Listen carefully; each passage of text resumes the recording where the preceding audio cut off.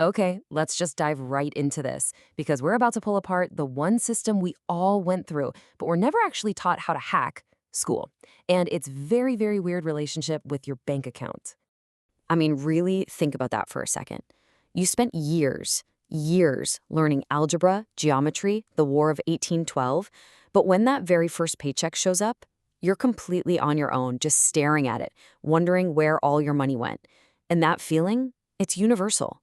And it is absolutely not an accident. So let's make this super real. Imagine you earn a solid $2,000. You're feeling good. But then you check your bank account and what's actually there is $1,456. So where did that $544 just vanish to?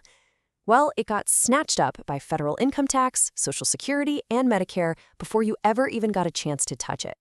And that right there, that's the whole point of this explainer. The confusion, the shock, that feeling of being unprepared, it's not a bug in the system. It's a feature. The system was never designed to create financially free owners. Nope. It was built to create something else entirely. Which brings us to our first big section, the industrial education trap. You have to understand, our modern school system is basically an old operating system. It was designed back in the industrial era for one primary purpose: to churn out reliable, compliant factory workers. Just look at this clash of mindsets. School teaches you everything on the left. Follow the schedule, do the repetitive task, and whatever you do, don't question the rules. It's the perfect training for an assembly line. But building wealth, that requires the thinking on the right. You create your own schedule, you build systems that can grow without you, and you question every single rule to find an edge. And here's a wild fact that just proves the point. The government, they already know exactly how much you owe in taxes. They have all the data.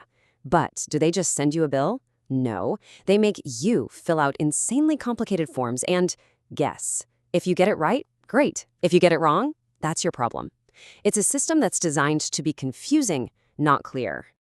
And this huge gap in our education is where the real trouble starts. It leaves us completely blind to the hidden rules of the game, all the mechanics of money that they just conveniently left out of the textbook. So, for instance, we're all taught a bank is like a super secure vault for our money. But that's not really what's going on. Thanks to something called fractional reserve banking, the moment you deposit your cash, the bank can legally lend out up to 90% of it to someone else. They are literally making money on your money. You're just providing the raw materials. And the main tool they use to do this is interest. The absolute simplest way to think about interest is just it's rent for money. It's the fees someone pays to borrow cash for a while. But this simple little idea has two very different faces. See, when you're the one paying interest on a credit card or a student loan, it's this destructive force, this slow burn that can turn a small mistake into a financial inferno.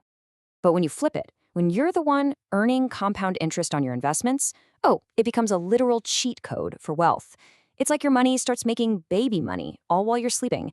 And guess what? School never told you where to find this cheat code.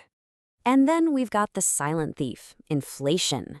It's the slow, invisible force that just eats away at what your money can actually buy. Your $5 bill will always be a $5 bill, but year after year after year, it's going to buy you less coffee, less gas, less everything. It means that just saving cash in the long run is a guaranteed losing game. So you take all these things we were never taught, and what do they add up to? They lead us straight to this, the middle-class treadmill. It's this cycle of consumerism that is perfectly engineered to keep you working, spending, and just running in place forever. And we all know how this goes, right? You get a raise, awesome. So naturally, you upgrade your lifestyle, a nicer car, a bigger apartment. But then your expenses slowly creep up to match that new income. And before you know it, you're in the exact same spot you were before, just broke at a higher salary. It is a vicious trap. The perfect poster child for this is the car payment treadmill. You know the deal. You trade in your car every few years for a newer model, always chasing a lower monthly payment. But you never actually build any equity. You're basically just renting your life, constantly in debt for an asset that's losing value every single day. And the gatekeeper for this whole treadmill? Your credit score. We're taught to think of it as a report card for our financial health. It's not. It's just a number from a shadowy algorithm that tells lenders one single thing: how profitable you are to them. It just tracks how good you are at borrowing their money and paying it back. It's why someone with zero debt can have a bad score. They haven't proven they can make the banks any money. So, how in the world do you get off the treadmill?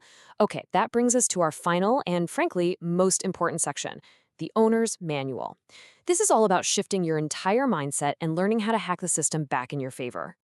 The hack starts with this mind-bending idea.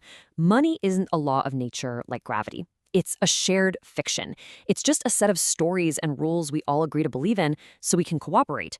And if it's just a game with a rulebook, that means you can learn the rules and you can start playing to win. A huge rule in that rulebook is understanding debt. Most people use poor debt.